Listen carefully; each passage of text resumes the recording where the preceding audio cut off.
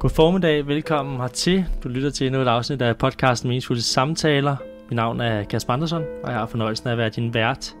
I dag er et ganske særligt afsnit. Vi har nemlig bevæget os mod Jylland, nærmere betegnet Aarhus, i selskab med Det Kongelige Teater. Vi befinder os faktisk nærmere specifikt i naturskønne omgivelser, her på Moesgaard Museum, et sted, der emmer af klassisk dannelse, kultur og nu også scenekunst, da Det Kongelige Teater i disse dage opfører Hobbitten herover, hvor dagens samtalegæst, skuespiller Signe Egholm, optræder i en af de bærende roller. Signe er uddannet fra Teaterskolen 2003. Hun fik sit store gennembrud i filmen Nordkraft, hvor hun spiller over for en tidligere gæst her i programmet, nemlig Thure Lindhardt, som jeg jo havde fornøjelsen af at tale med inde på Restaurant Møntergade. Efter Nordkraft, der har Signe haft forskellige roller, både på teateret, i film og i serier, blandt andet i Pagten og også i Borgen. Og nu er hun altså aktuel med Hobbitten her på Moesgaard Museum, der spilles mellem den 20. maj og 25. juni. Der er stadig nogle billetter at købe til forestillingerne i juni, og jeg glæder mig personligt enormt meget til at komme over og opleve stykket. Måske i aften eller i løbet af juni, her efter at vi har talt sammen. Vi er gået lidt rundt inde på sættet. Vi har været over på museet, oppe ad højen, og set de fantastiske omgivelser. Det ser helt magisk ud. Ja. Så velkommen til programmet, Signe. Tusind tak. Tak fordi du havde lyst til at komme herover. Tak fordi jeg måtte komme. Ja. Nu har vi jo kort introduceret dig. Jeg har forsøgt ligesom at kridte banen op og skitsere, hvem du er. Men hvis du ligesom skulle uddybe, hvad der har været med til at definere, hvem du er, hvad der har været med til at opbygge din karakter, hvad er det så for elementer, du vil pege på? Det er jo mange ting. Det er et stort spørgsmål, synes jeg. Et virkelig godt spørgsmål. Tak fordi du stiller sådan et godt spørgsmål. Altså nu er jeg jo faktisk kommet hjem til Aarhus, kan man sige, for jeg kommer jo her fra Aarhus. Og lige netop de omgivelser, vi befinder os i nu, minder mig meget om det, jeg er gjort af, som er et liv på landet.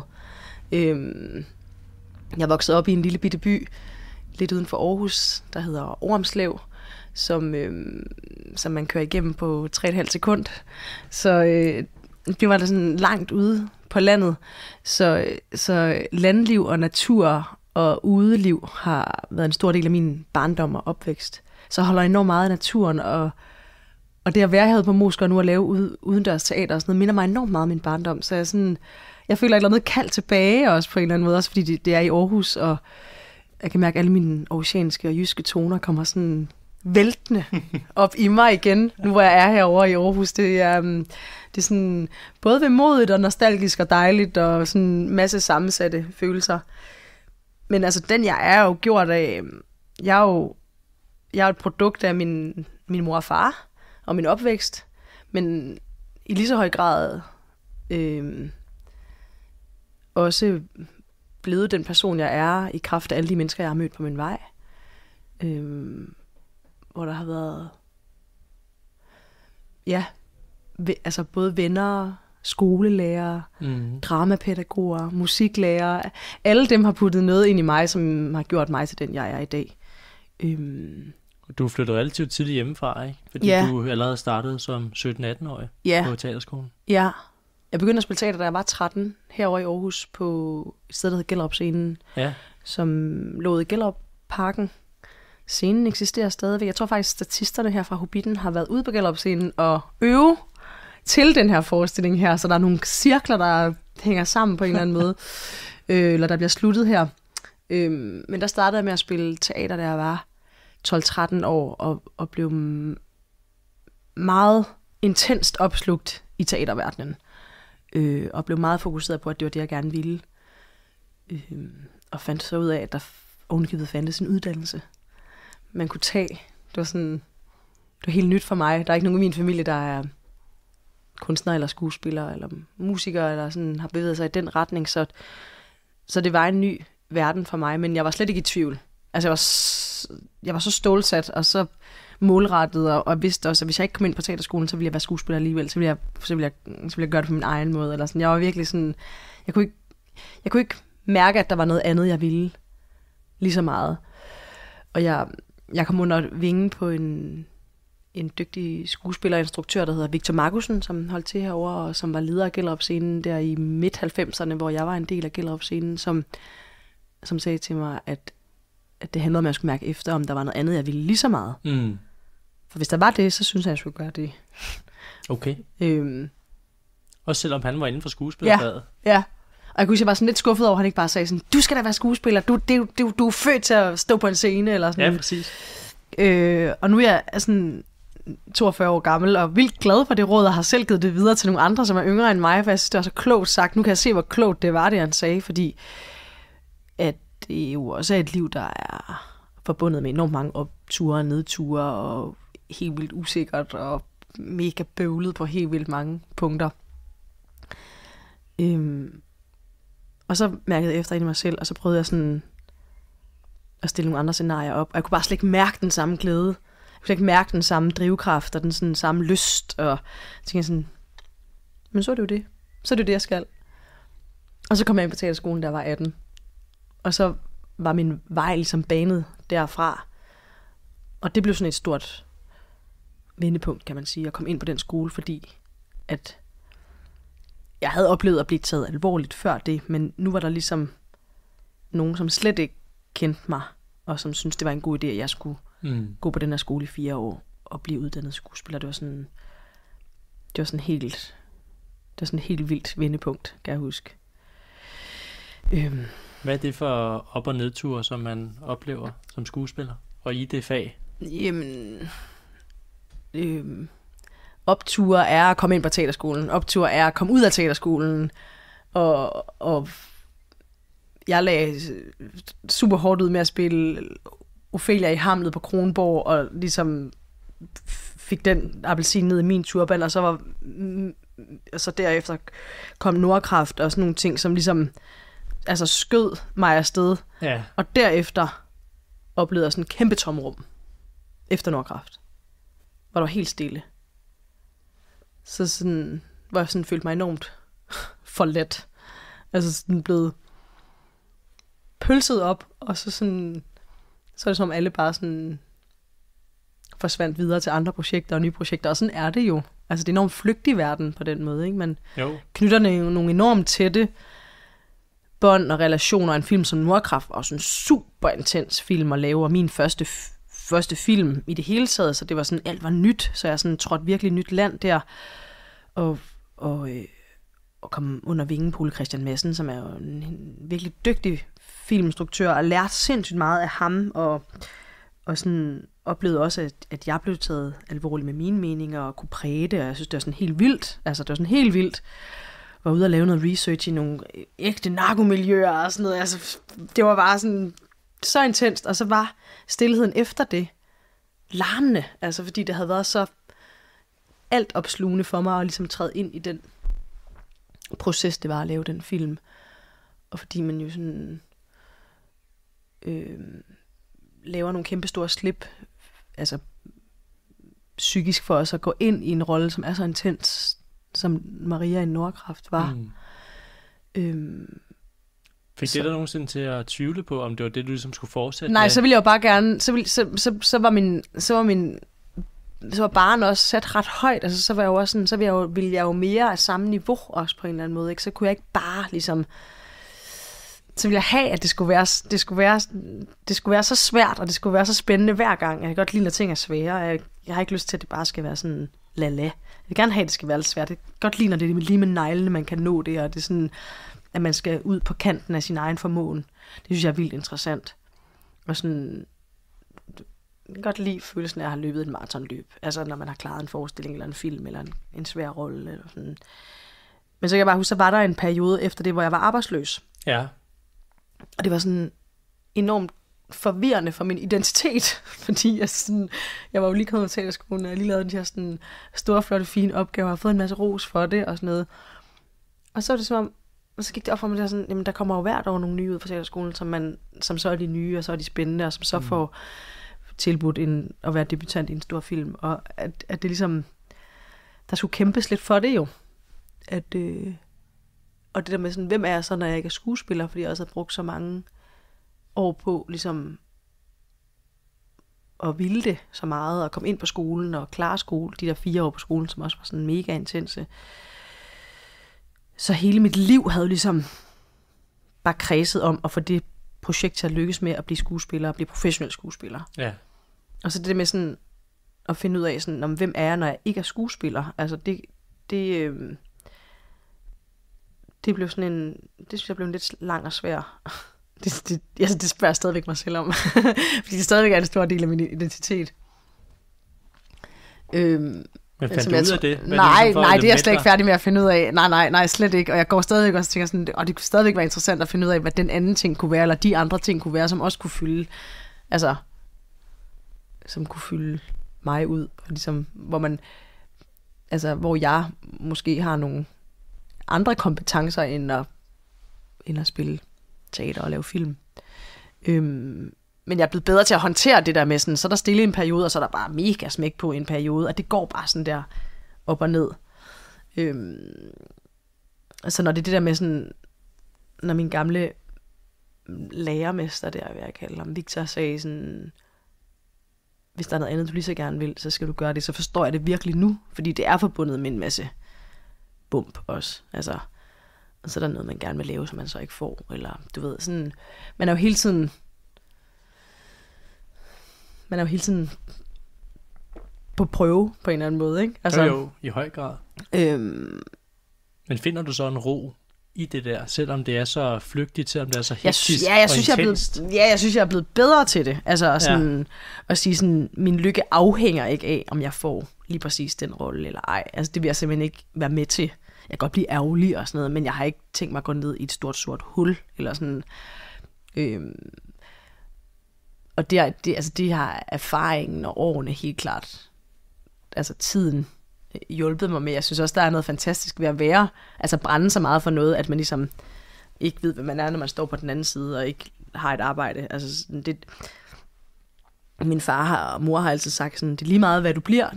Du skal blive noget, du brænder for. Du skal brænde for det. Du må ikke bare...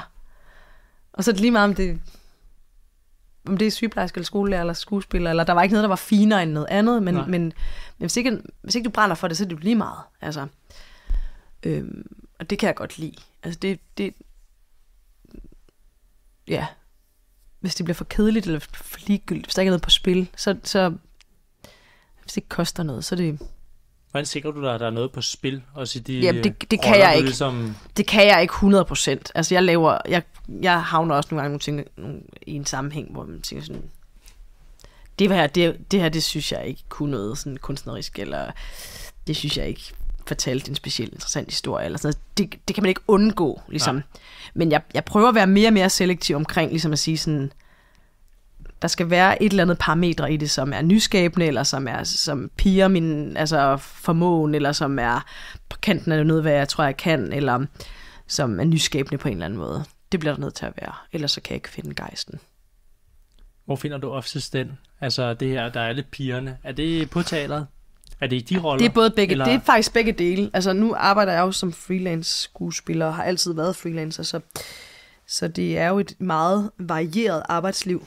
Så når jeg har været på teateret i en lang periode, som jeg har været nu, her hvor jeg kommer ind fra skuespillehuset, hvor jeg har lavet Medea, og så gik jeg direkte herover til Moskov og lavede Hobbiten, så det har været sådan, når Hobbiten er færdig, så har jeg sådan haft 5 intense teatermåneder, så trænger jeg virkelig til en teaterpause, for ikke at køre sur i det. Og så ved jeg, at jeg skal lave noget film og tv til efteråret, så passer det sådan helt perfekt. Og så har jeg også brug for nogle huller til ligesom at få lysten tilbage og sulten tilbage, og det der med bare sådan at gå fra det ene projekt til det andet projekt, det har holdt op med. Altså det kan jeg godt i sådan 5 måneder her, fordi jeg ved, at jeg har en pause på den anden side, men jeg kan ikke bare fortsætte, så bliver jeg så kører jeg for sur i det, og jeg er jo så også i mellemtiden blevet mor til 2 børn, så jeg har jo også dem, som jo har taget førstepladsen i, hvad der er vigtigst for mig. Det er jo ikke længere mit arbejde, som det var, indtil de kom til verden. Så det skaber sådan nogle naturlige prioriteringer for mig også. at det er ikke Synes interessant. du, at du finder en god balance stadigvæk imellem det, imellem at have et hektisk arbejdsliv? Ja, jeg synes, min balance er blevet bedre faktisk, efter de er kommet. Det har de helt klart hjulpet med til, fordi det kunne godt være lidt svært selv at mærke den balance nogle gange. Men det er ikke længere interessant for mig bare at gå fra den ene svære ting til den anden svære ting, fordi nu sidder jeg jo herovre på en pløjemark i Aarhus, som er vildt smuk. Det er den sygeste udsigt, vi har her. Man vil jo, altså, I har taget nogle billeder af det, så man kan se det. Men det er jo virkelig, virkelig flot herovre, så det vil jeg slet ikke undvære. Men jeg savner jo også mine børn helt sindssygt meget, når jeg er så langt væk fra dem i sådan en lang periode. Så det kan jeg ikke. Jeg skal tænke over, hvad jeg siger ja til. Altså, og sådan, de har brug for mig, men jeg har også brug for dem. Altså, når det her det er slut, så skal jeg hjem til dem. Ja.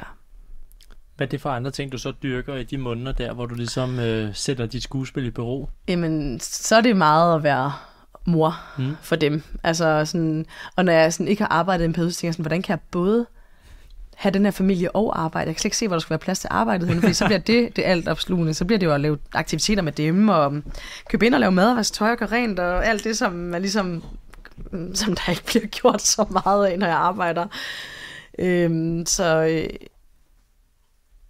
Ja, hverdagsting, som jeg også holder utrolig meget af. Se mine venner og min familie, og altså yderligere familie. Ja. Hvad er det, du bliver ved med at finde interessant ved at spille skuespil? Du talte her før, da vi snakkede om de sammensatte mennesker, sammensatte karakterer. Den der dybde, der kan være. Næsten sådan en ren psykologi. Ja, det er det jo på en måde. Det synes jeg er vildt interessant. Altså sammensatte mennesker, det er vi jo alle sammen. Vi er jo alle sammen sammensatte, og der bor jo godt og ondt i alle. Og det synes jeg er vildt spændende. Altså det er vildt spændende at sådan se, hvor mange facetter man kan putte ind i en karakter. Altså sådan sige, nu med det, jeg lige har spillet for eksempel, hun bliver sådan i bøgerne kaldt for en kameleon. Hun er sådan omskiftelig. Hun kan både være, hun kan gå fra kold til varm, til mellem, til lunken, til udregnende, til offer, til sadist, til altså bødel, til offer, til, altså hun skifter hele tiden sådan der. Super interessant at se sådan, hvor mange sider kan man proppe ind i en karakter. Altså så prøve og sådan opgaven i at prøve at forstå, hvorfor folk gør, som de gør. Det synes jeg er vildt interessant. Jeg spillede en karakter på et tidspunkt i en tv-serie, der hedder Den, som dræber, hvor jeg var. Den onde. Den onde i historien. Og der havde, som mig og Mads Riesum, som spillede ligesom det onde par, vi havde en retspsykiater til at læse manuskriptet. Og så havde vi et møde med hende, hvor hun lavede sådan en analyse af dem, og gav dem diagnoser ud fra, hvordan hun læste dem i manuskripterne. Og det var sådan meget, super inspirerende og så brugbart. Altså hun sagde bare så mange ting, som man bare virkelig kunne bruge, som var, altså hun gav dem nogle helt klare diagnoser ud fra de handlinger, de ligesom gjorde, den måde, de var til stede på. Sådan, det, altså sociopater var de, ikke? Og sådan, hvad der kendetegner dem, at man kan græde på kommando, man lader ikke nogen komme tæt ind på en, man virker høflig, men man kan også godt finde på at stjæle lidt, og sådan, du ved, altså alle mulige sådan lidt kleptoman, samtidig med, at man kan virke indsmirrende, men også lader folk sådan altid stå med en meter, aldrig sådan lader dem komme helt ind, lige sådan holder en meters afstand, og sådan sagde bare så mange ting, som ligesom var så interessante at bruge i sådan skuespilteknisk, altså bare var sådan, alt sammen var bare guld og guf ned i værktøjskassen, ikke? Det synes jeg er vildt interessant at dykke ned i, og prøve at forstå sådan. Hvordan har du det ligesom med at påtage dig de der karaktertræk? Altså hvordan, hvis man er meget opslugt af en rolle i længere tid, kan man godt ligesom skubbe det fra sig igen, ligesom finde ud af, hvem man selv er på den anden side af sådan masken, eller den persona, man nogle gange skal. Ja, det synes jeg aldrig har været sådan problematisk. Det ved jeg godt, der er mange, der sådan, hvordan tager du så rollen af? Og sådan. Det er jo når teaterstykket er slut, så er historien slut, eller når en dag på en filmoptagelse er slut, så er den jo slut. Altså så tager jeg mit kostyme af, og så tager mit legetøj på, og så går jeg hjem, og der er nogle frikadeller, eller et eller andet. Altså så er det jo, der er jeg ikke sådan så hokus pokus. Altså jeg kan godt mærke, at når jeg for eksempel spiller en rolle som Medea, som jo er en stor græsk tragedie om den her kvinde, der i jalousi og sorg og vrede myrder sine egne børn. Det bliver jo ikke meget værre end det.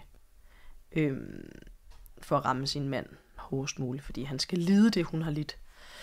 Det var sådan en meget mørk historie at gå ned i, og der kunne jeg godt mærke, at da den var slut, så var jeg sådan, det var dejligt. Altså, at jeg ikke sådan skulle være mere inde i det der mørke, fordi det var simpelthen så brutalt og voldsomt, og ligesom skulle gennemleve det hver aften. Men det var ikke sådan, at jeg ikke kunne lægge det fra mig. Jeg blev bare enormt udmattet. Og så nu, hvor jeg så er en hobbit på en mark lidt uden for Aarhus, mærker sådan, det er mere lystfuldt på en eller anden måde. Det er sådan, det lyser, og det er sådan, jeg føler nærmest, min sjæl er ved at blive renset lige nu ovenpå at have lavet græsk tragedie, fordi vi bare går rundt herude og er mest optaget af, hvad vi skal have at spise, om vi får nok at spise, om vi kan holde os varme, om vi kan holde os tørre, om vi kan nå en lur, inden vi skal spille. Og, altså sådan, det er sådan meget mere lavpraktisk foretagende, det her, at lave det her. Og så minder det mere om sådan en spejderlejr med noget ekstrem sport indover. Og så fortæller vi en historie hver aften. Bevares, det gør vi. men der er så mange elementer i det, som er så meget større end os selv, som vi ikke er herre over og ikke kan styre, som gør det til en helt anden udfordring på en eller anden måde. Kontrasten i det er vildt dejlig. Altså, så det ikke er, at man ligesom skal ind og bløde med sin egen sjæl hver aften, men at der også nogle gange er den her slags opgaver, som er krævende på en fysisk måde, i stedet for en psykisk måde. Ja, men det der med at lægge rollen fra sig, det har jeg aldrig haft et problem med. Men jeg bliver altid meget optaget af de, også Hobbiten, altid meget optaget af de personer, jeg portrætterer. Fordi det for mig er det vigtigste, når man ligesom får den ære, det er at spille de her karakterer. Så det er jo enormt vigtigt for mig, at det bliver så nuanceret som muligt, og bliver så interessant som muligt, simpelthen. Så jeg bliver altid super, super optaget af det. Ja. Hvilke roller har ligesom været mest lærerige at portrættere? Altså, hvem har du lært mest fra, om man vil? Kan man ligesom godt tage nogle karaktertræk med sig, hvis man ligesom føler, at de kunne bidrage til noget positivt i ens eget liv?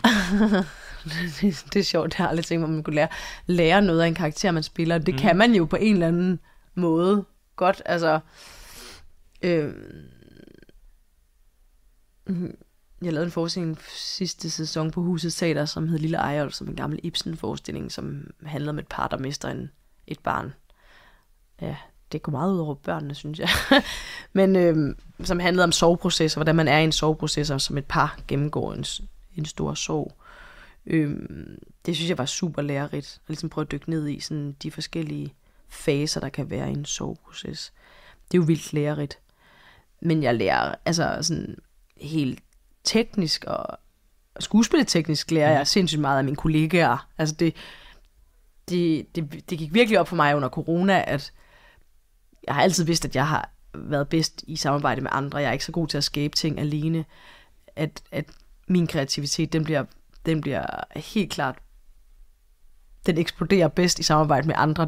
Den er ikke særlig, den folder sig ikke ret godt ud alene. Så corona var hård på den måde, hvor jeg lige pludselig kunne mærke, okay, teater, det er virkelig noget, der bliver skabt i et fælles rum. Så jeg er sådan enormt optaget af de fællesskaber, og dem lærer jeg. Det er dem, jeg har lært mest af, synes jeg. Så et fællesskab på et filmsæt, eller et fællesskab på en teaterscene. De er meget stærke, de fællesskaber. Ja, det kan de være. Det er i hvert fald der, jeg oplever, at jeg lærer mest. Altså det er ved at være sammen med nogen, der er ligesom mig, men eller også meget forskellige fra mig. Altså, jeg har jeg er med i et kunstnerkollektiv, der hedder Sort Samvittighed, som helt klart har lært mig vildt meget. Altså om, ja, hvad man kan, når man er et fællesskab. Altså sådan, som helt klart har skubbet til at ture og kaste sig ud på noget dybere vand, og ture og kaste sig ud i nogle hjørner, man ikke helt vidste, om kunne holde, eller sådan ikke bare køre safe. Hvad er det for ting, du har lært i det kunstnerkollektiv? Det er helt klart noget om at være modig, altså Okay. at udfordre sig selv. I hvilke henseender? Men har du set nogle af de forestillinger, vi har lavet? Nej. For det er altså lidt svært at forklare, når man ikke har set okay. det. Altså, så det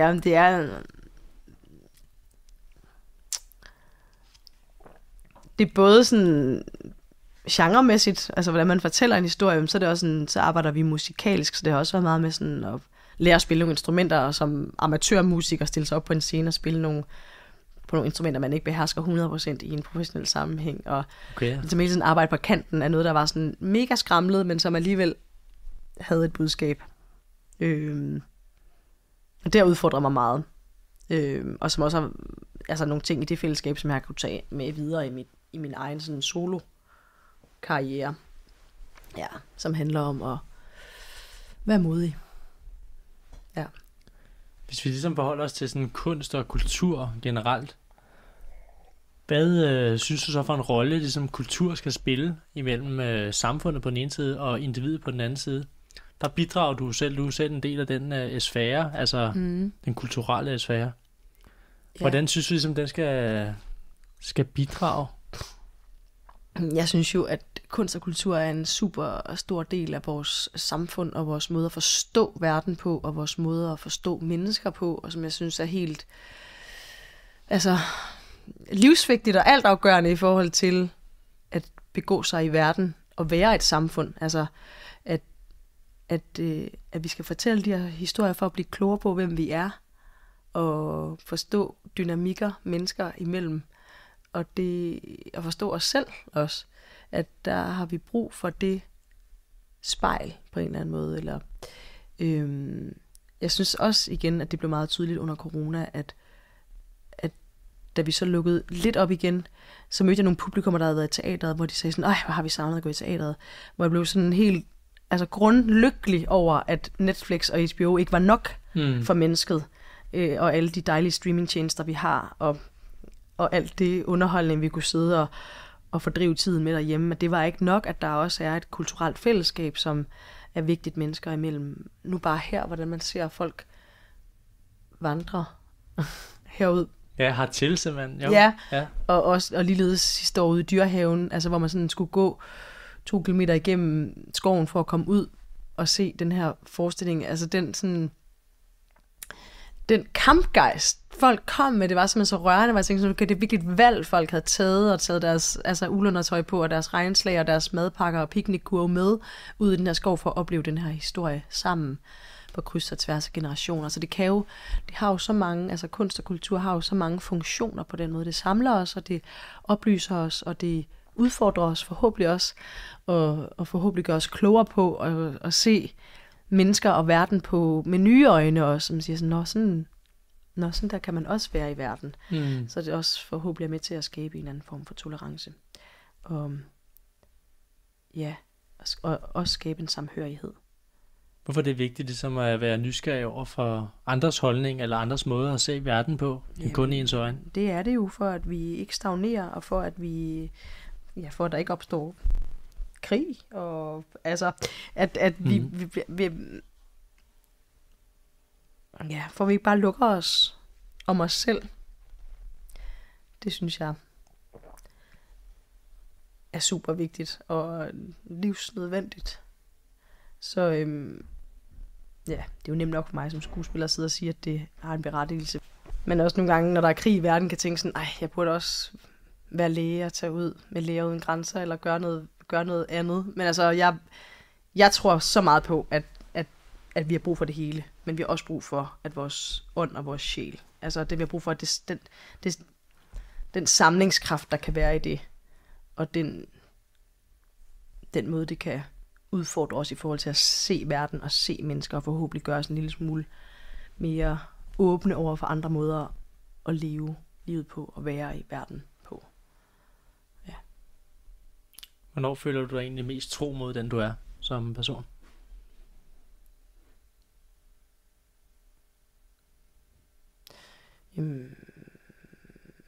Det gør jeg, når jeg... Det gør jeg i mange forskellige sammenhænge. Når jeg er sammen med mine børn, men også når jeg er sammen med mine venner. Men også når jeg spiller en stor rolle på teateret. Det er sådan, det gør jeg mig egentlig meget umage for egentlig at være, også når jeg bare er nede i Fakta og køber ind. Mm.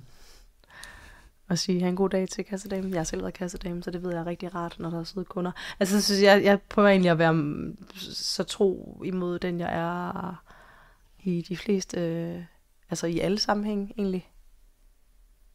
Ja. Det synes jeg er et meget godt svar. Ja. Hvad med dit blik på sådan noget som kærlighed og relationer? Hvis du skulle dreje blikket mod det. Har dit syn på kærlighed for eksempel ændret sig over tid? Nu sagde du før, at du var blevet 42 år. Ja. Det kunne godt være, at du var anderledes, da du var 20. Ja. Helt klart. Altså, efter jeg har fået børn, så er det sådan, det er jo en helt vild kærlighed, der opstår med det. Og det kan lyde sådan meget klichéfyldt at sige, men det er jo sådan en uendelig kærlighed. De kan jo være vanvittigt udfordrende at være sammen med, og kan sådan presse en ud over alle grænser, og jeg kan flippe fuldstændig ud, og min tålmodighed bliver så udfordret. Og alligevel, altså, vil det aldrig nogensinde kunne ødelægge den uendelige, uudtømmelige brønd af kærlighed, jeg har til dem. Altså, det er jo helt vildt. Men jeg synes også, kærligheden til min kæreste også, den udvikler sig jo også ind over tid. Nu har vi været sammen i mange år efterhånden. Så tid gør jo bare vildt meget. Der er også sådan kærligheden til min mor og far. Og taknemmeligheden. Og kærligheden til min mor og far over, at de har givet mig det her liv, og de har skabt mig, og givet mig muligheden for at gøre det, jeg gerne ville, og stadigvæk bakker mig så meget op i det, jeg gør, og hjælper mig helt sindssygt meget nu med at få alting til at hænge sammen, og passer mine børn, og giver dem en masse kærlighed. Ja, så jeg synes egentlig sådan, det jeg egentlig oplever med at blive ældre, det er sådan at blive mere og mere taknemmelig egentlig over, ja, den kærlighed, der er, og så også passe bedre på den, faktisk. Altså fordi man også ligesom Hvordan gør man det? Ikke kan tage den for givet, man skal gøre sig umage. Man skal bare gøre sig mega pisse meget umage, altså med at værne om den, og værne om de relationer, man har, også venskaber, altså ikke tage noget for givet på den måde, fordi man også lige pludselig tænker sådan, måske er jeg halvvejs i mit liv nu, skal man da bare fandme have det sjovt, altså rart og dejligt, og det kan også enormt hurtigt gå i stykker, hvis man ikke passer på det. Så det er sådan en eller anden ydmyghed overfor både kærlighed og livet i det hele taget. Fordi at det lige pludselig også virker så kort. Selvom jeg stadigvæk føler mig som et ungt menneske, så kan jeg jo se, at der er nogen, der er endnu yngre, ikke? end mig. Ja, alting er meget flygtigt og forbigående. Ja.